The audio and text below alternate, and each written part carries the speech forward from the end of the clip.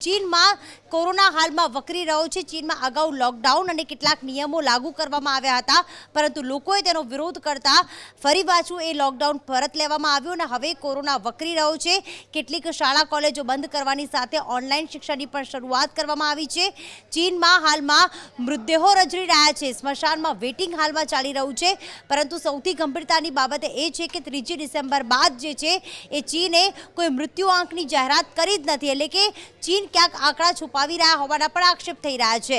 વધુ અપડેટ સાથે અંકિત જોડાઈ ચૂક્યા છે। જી અંકિત। બિલકુલ પ્રીતિ, સમગ્ર વિશ્વમાં અત્યારે કોરોનાનો કહેર જોવા મળી રહ્યો છે અને ખાસ જો ચીનની વાત કરીએ તો એવી શક્યતાઓ વ્યક્ત કરવામાં આવી રહી છે કે ચીનની લગભગ 60% જે આબાદી છે તે આ વખતે કોરોનાની ચપેટમાં આવી શકે છે।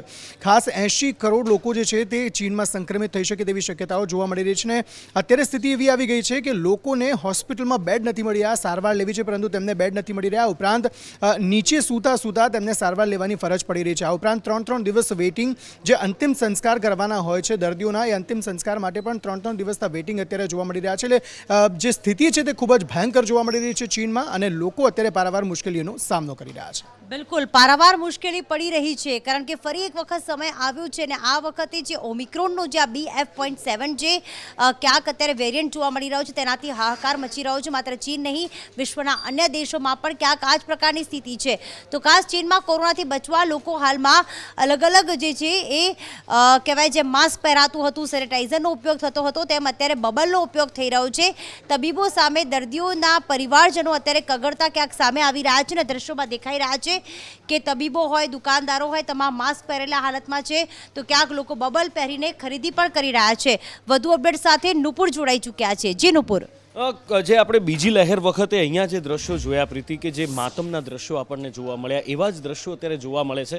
હમણાં જે અત્યારે આપણે વિડીયો બતાવ્યો હતો કે એક બાપ પોતાના બાળકને હોસ્પિટલમાં દાખલ કરવા માટે ડૉક્ટરને ઘૂંટણીએ પડીને કગરે છે, પણ ડૉક્ટર પણ મજબૂર છે, હોસ્પિટલમાં જગ્યા નથી અને ડૉક્ટર સામે ઘૂંટણીએ પડીને કહે છે કે અમે નહીં લઈ શકીએ તમારા બાળકને। આજે બબલના દ્રશ્યો સામે આવ્યા છે। આ ખબર નહીં, થોડું વિચિત્ર છે, કારણ કે ચીનના લોકો વિચિત્રતા માટે જાણીતા છે। બબલ પહેરીને જાય છે, પણ પૈસાની આપલે કરવા ખરીદી માટે આવી રીતે એક કપલ છે બબલ પહેરીને જાય છે, પૈસાની આપલે કરવા માટે તો એ બબલ ખોલીને જ એમણે એ વસ્તુઓ લેવાની આપલે કરવાની હોય છે, પણ જે કોરોનાથી બચ્યું એ લોકો પોતાનો જીવ બચાવવા પ્રયત્નો કરે છે। આ બધા વચ્ચે પ્રીતિ એક વિડીયો સામે આવ્યો, ખરેખર હચમચાવી નાખે એવો છે। એક માં છે, કોરોના પોઝિટિવ છે, આખો પરિવાર કોરોના પોઝિટિવ છે, 104 તાવ છે માને, અને પોતાના 2 જોડિયા બાળકો છે, એકને ખોળામાં લઈને બેઠી છે, દવા નથી મળતી, બટેકા કાપી અને એની પતરી મૂકી અને બાળકોનો તાવ ઉતારવા પ્રયત્નો કરે છે। એટલે આટલી ભયાનક હાલત ચીનમાં છે। બિલકુલ, અને એને જ લઈને ભારતમાં કોરોના વધુ ન વકરે, ગુજરાતમાં જે દરરોજના 2 થી 3 કેસ નોંધાઈ રહ્યા છે એ ન વધે તે માટે આજે કેન્દ્રની સ્વાસ્થ્ય મંત્રાલયની બેઠક મળી।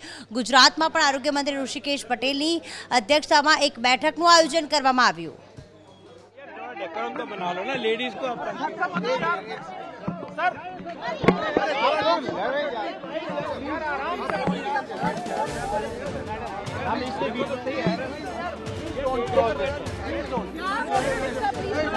Depending on the situation, ministerial level review will be undertaken. No panic, abundant precaution. अगर हम उस तरफ बढ़ रहे हैं तो abundant precaution के क्या मुद्दे हैं? पहली बात है कि खांसी जुकाम इस मौसम में होता है, हम विंटर में हैं, हम ठंड के मौसम में हैं, तो पहली अपील ये है कि खांसी जुकाम हो रहा है तो आज की सिचुएशन को देखते हुए अपील करना चाहेंगे कि उसमें आप टेस्टिंग करवा लीजिए। हो सकता है और 90% चांस है कि शायद ये नॉन कोविड होगा, लेकिन अगर हमने अर्ली डिटेक्शन करनी है तो तभी करेंगे, कोई टेस्ट करवाएंगे। तो एक अपील भी है और सिस्टम भी इसको प्रोत्साहित करेगा कि टेस्टिंग हो, टेस्टिंग बढ़ेगी तो हमारा फुटप्रिंट ज़्यादा होता है, प्रॉब्लम जो है वो डिटेक्ट होगी, उस वायरस का आइसोलेशन होगा, उस वायरस का जीनोम होगा, तो हमें पूरी ताकत मिलेगी और हमें समझ रहे कि हम किस तरफ बढ़ रहे हैं। दूसरी अबंडेंट प्रिकॉशन क्या है कि हमें प्रिकॉशन डोज हमारी ड्यू है।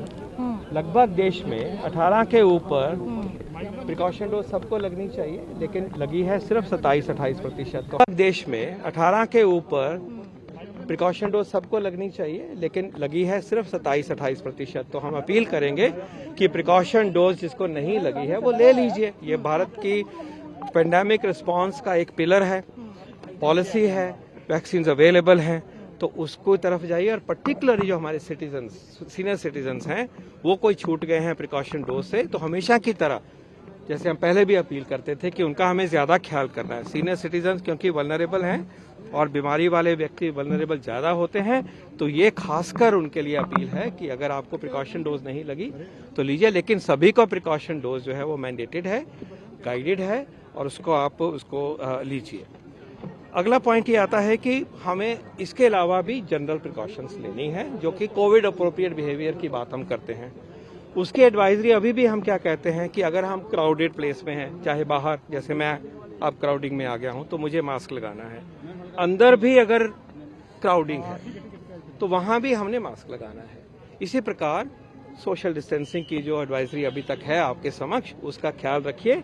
And again there those with comorbidities, those with a particular age, senior citizen, उनके लिए ये और भी ज़रूरी है।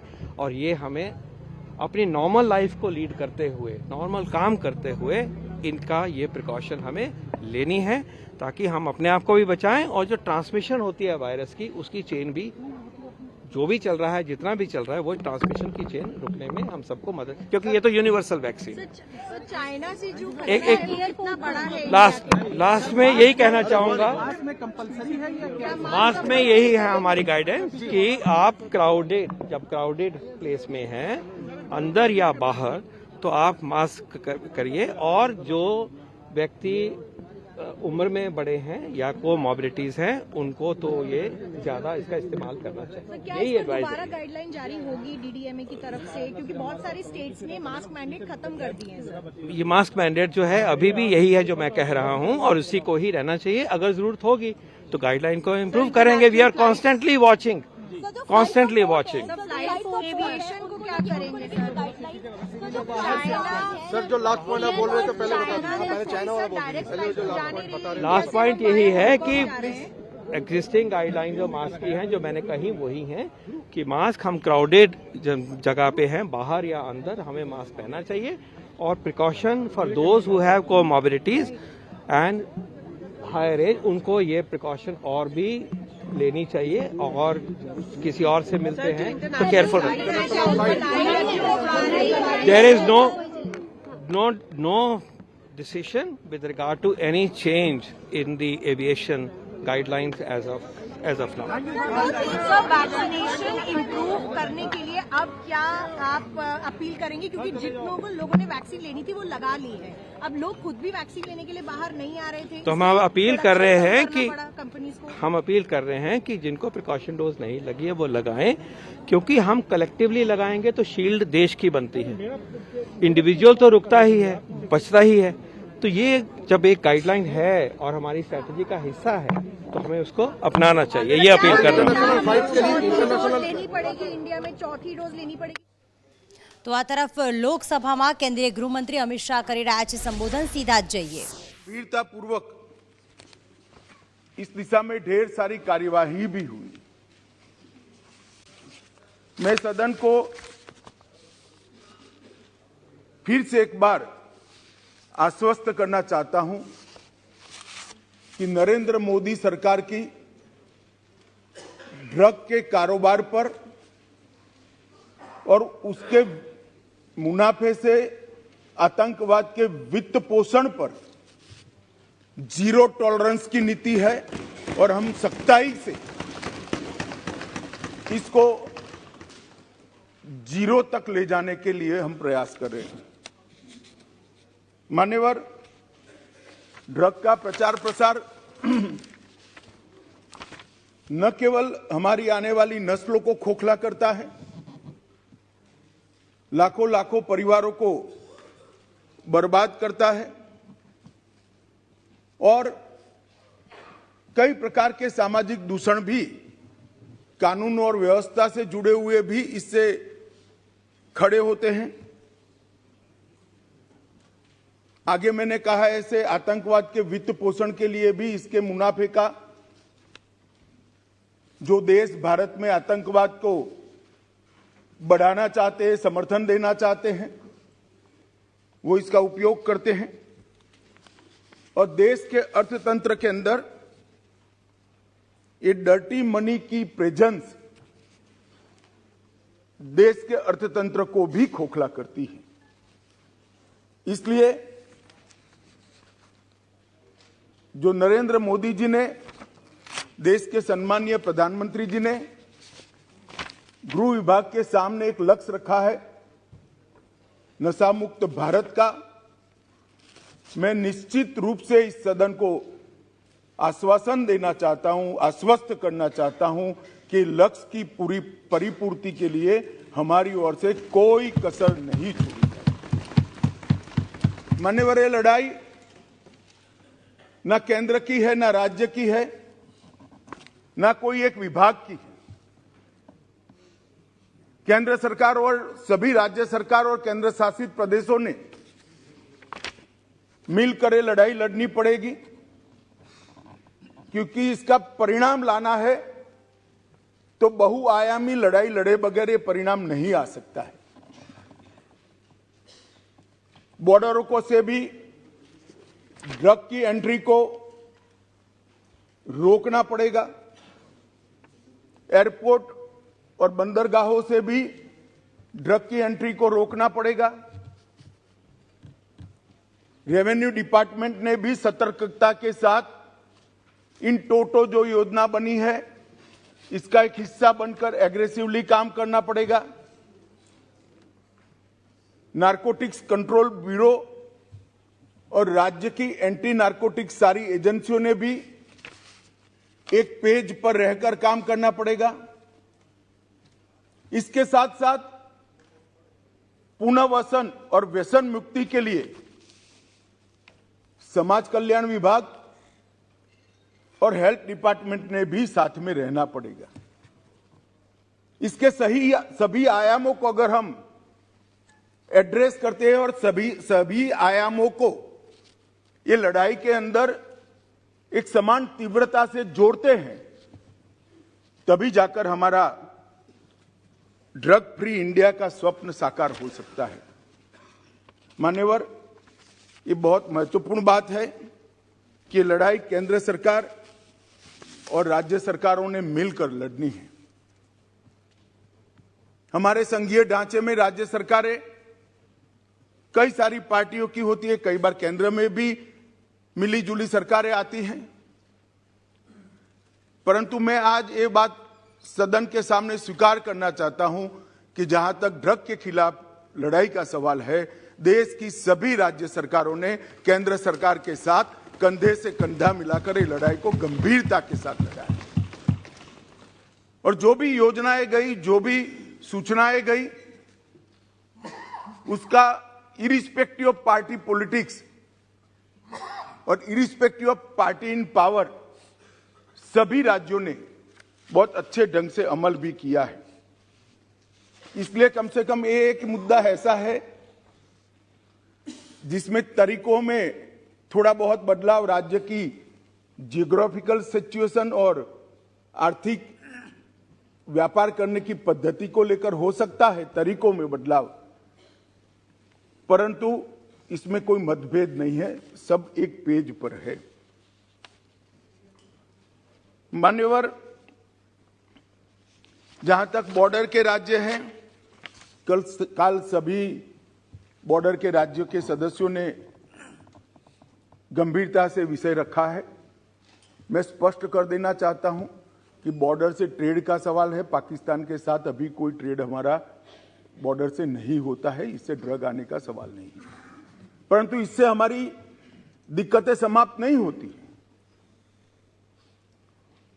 ड्रोन से आता है, तस्करी से आता है, सुरंगें बनाकर भेज देते हैं, बंदरगाहों के माध्यम से आता है, एयरपोर्ट से माध्यम से आता है। तो व्यापार बंद करने से इस समस्या का समाधान नहीं आया है। समस्या को जहां जहां पर वो लोग अपना नया तरीका ढूंढते हैं, उसको हमें नसीहत करना पड़ेगा, समाप्त करना पड़ेगा। मान्यवर, एक बहुत सारे सदस्यों का सुझाव आया, हो गया भैया, आगे मेरा पूरा भाषण समाप्त होने के बाद आप कुछ कह सकते हैं। मान्यवर, जहां तक कानून का सवाल है, ढेर सारे लोगों ने कहा दादा ने कहा कि इसमें फांसी की सजा होनी चाहिए या नहीं होनी चाहिए, किसी ने कहा कि इसको कठोर बनाना चाहिए। मैं भारत सरकार की नीति बहुत स्पष्टता से इस सदन के माध्यम से देश की जनता के सामने रखना चाहता हूं।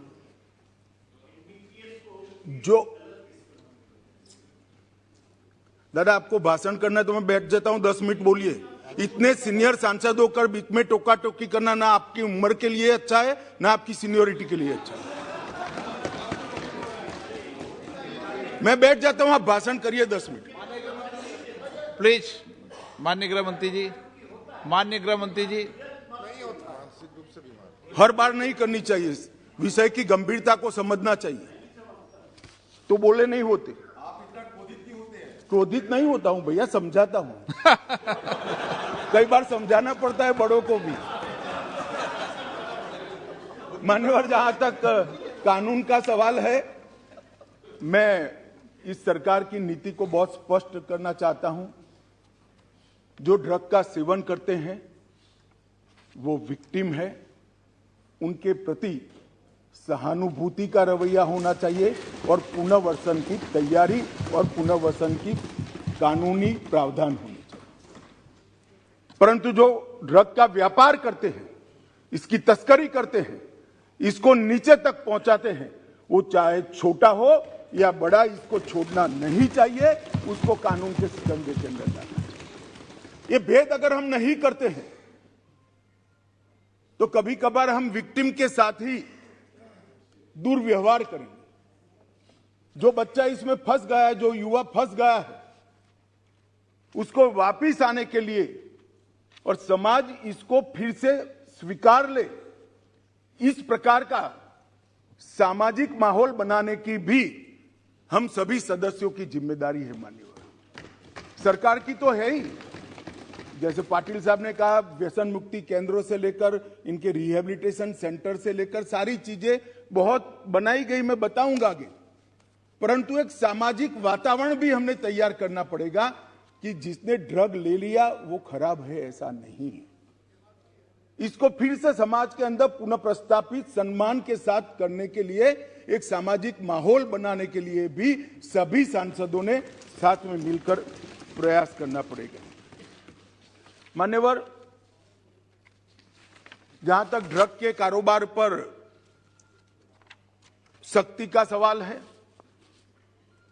भारत सरकार ने विगत 3 सालों से ढेर सारे व्यवस्थाएं की हैं। सबसे बड़ा बदलाव हमने किया है, जैसे गृह मंत्रियों के सम्मेलन में भी मैंने आग्रह से किया था, इसके बाद सभी गृह मंत्रियों और डीजीपी के साथ वीडियो कॉन्फ्रेंस कर भी मैंने कहा था, किसी भी इन्वेस्टिगेशन को हम आइसोलेशन में नहीं देख सकते। ड्रग की किसी भी जब्ती को हम आइसोलेशन में नहीं देख सकते। एक जगह ड्रग की छोटी सी पुड़िया भी मिलती है तो वो इन्वेस्टिगेशन को, ये ड्रग कहां से आई, वो सरहद तक ले जाना पड़ेगा, तभी जाकर पूरा नेटवर्क ध्वस्त होगा। और अगर किसी बंदरगाह पर, एयरपोर्ट पर ड्रग पकड़ा गया तो वो ड्रग छोटे सी छोटी पान की दुकान पर कैसे जाना था, वो पूरे नेटवर्क का अगर हम जांच करते हैं तभी जाकर ये समस्या का समाधान होगा। मैंने सभी गृह मंत्रियों को यह भी कहा है, उसमें राज्य की भी सीमाएं आती है, कई बार अंतरराज्य अंतरदेशीय सीमाएं भी आती हैं, अंतरराज्य की सीमा भी आती हैं, सीमा के पार भी इसका इन्वेस्टिगेशन करना पड़ता है। उस वक्त एनसीबी और एनआईए 2 ऐसी एजेंसियां हैं जो एनसीबी पूरे देश भर में जांच कर सकती है और एनआईए विदेश में जाकर भी जांच कर सकती है। इसीलिए जब एनआईए का कानून हम लेकर आए तब उसमें ड्रग के कारोबार को हमने डाल दिया था। और मान्यवर, मैंने सभी राज्यों के मुख्यमंत्रियों को विनती किया था कि अगर आपके राज्य में कोई ऐसा केस है जिसके टॉप टू बॉटम और बॉटम टू टॉप इन्वेस्टिगेशन करते वक्त राज्य की सीमाएं लांघनी पड़ती है तो आप निसंकोच एनसीबी की मदद ले सकते हैं। एनसीबी हर एक राज्य को मदद करने के लिए तैयार है और कटिबद्ध है। और अगर वो इन्वेस्टिगेशन देश की सरहदों के बाहर जाता है तो आप वो इन्वेस्टिगेशन के लिए एनआईए की भी मदद ले सकते हैं।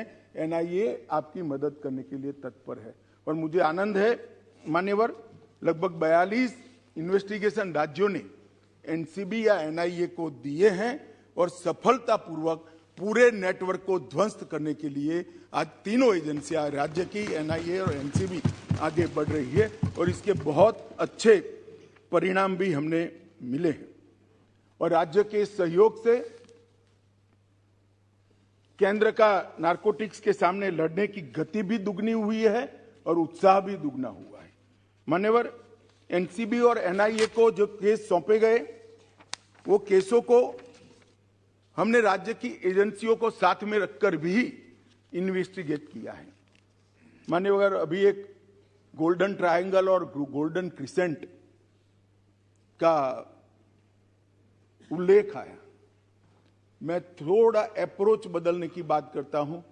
एक गोल्डन ट्रायंगल जिसमें दक्षिण पूर्व एशिया के देश हैं, गोल्डन क्रिसेंट ईरान, अफगानिस्तान और पाकिस्तान है। ये ड्रग के व्यापारियों ने उसको गोल्डन ट्रायंगल और गोल्डन क्रिसेंट नाम दिया है। मैं जब भी बैठक में इन क्षेत्रों का शब्द प्रयोग करता हूं तब डेथ ट्रायंगल और डेथ क्रिसेंट कर ही करता हूं। ये मौत का व्यापार करने वाले, हो सकता है वो गोल्डन ट्रायंगल हो नशे के कारोबारियों के लिए, हमारे लिए नहीं होना चाहिए।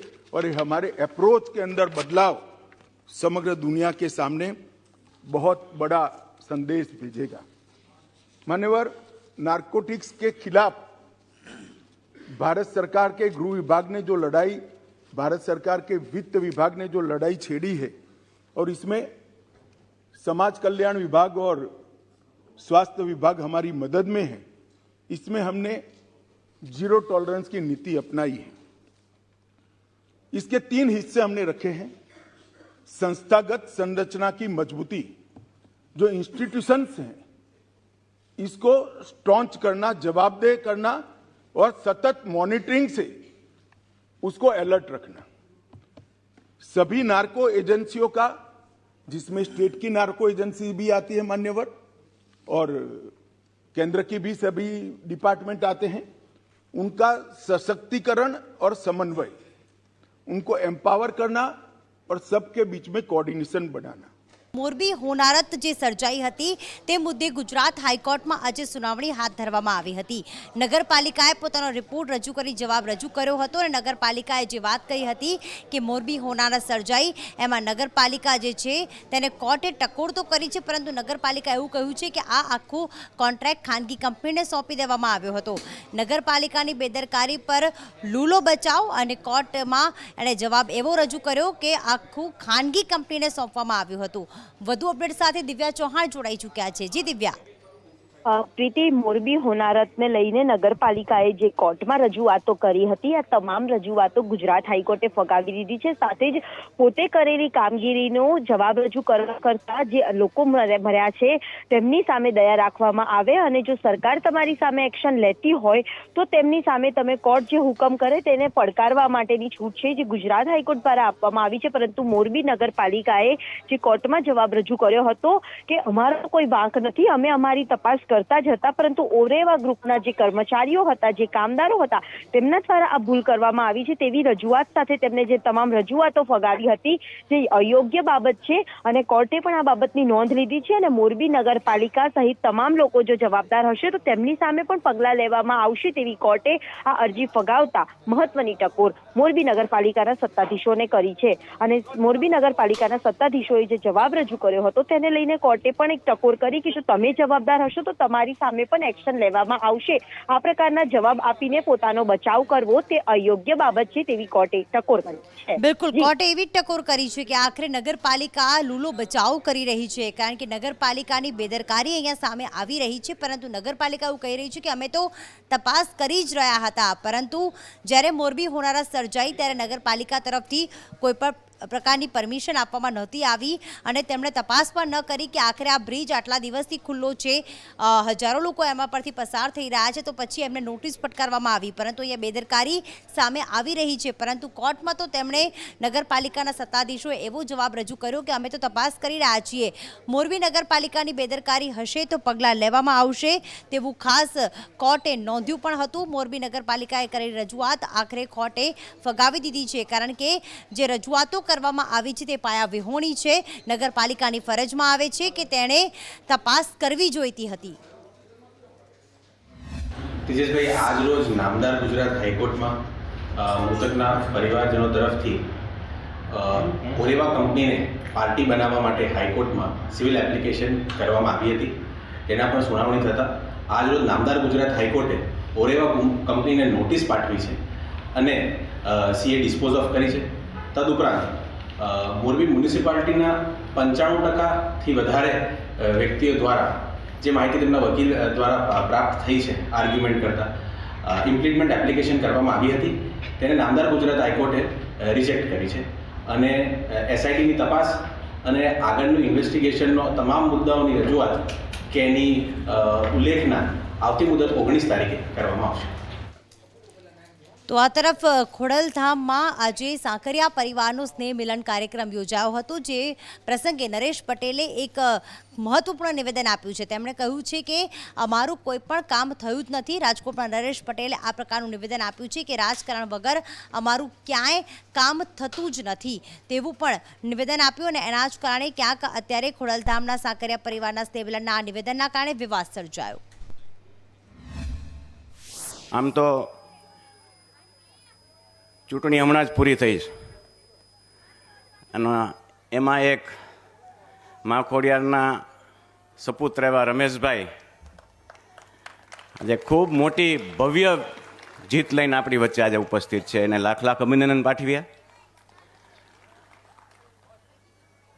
આમ તો સમાજની વાત કરીને એટલે અમારા જવાને તકલીફ બહુ થાય કે સમાજ લઈને બેઠા છો ને રાજકારણની વાતોય કરો છો,